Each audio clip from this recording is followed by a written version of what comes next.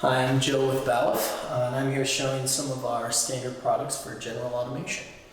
We'll start here with an ultrasonic sensor being used for linear position, and it's good for applications where a photo eye might not be the best solution. So it's actually bouncing off this angle here and reading the position of this part, and it'll display the position right there.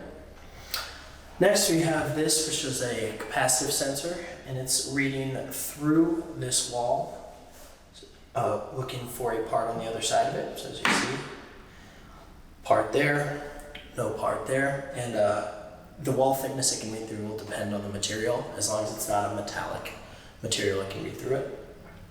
And over here we have different photoelectric distance sensors, a laser one here, and then a standard diffuse right here. And both of these are connected to this digital display. Our digital displays can take up to 2 analog inputs. Right now it's programmed to show only one at a time, but it can show both. So as you see right here, it'll switch between the 2 different ones there.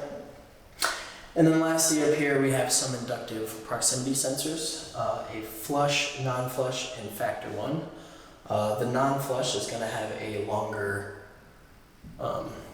range than the flush one. So as you see as it goes here, the non-flush will light up before the flush one.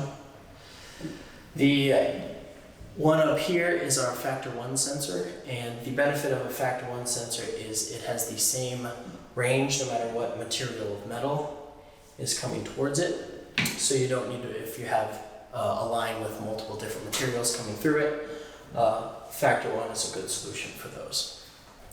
And that's some of our standard products for general automation.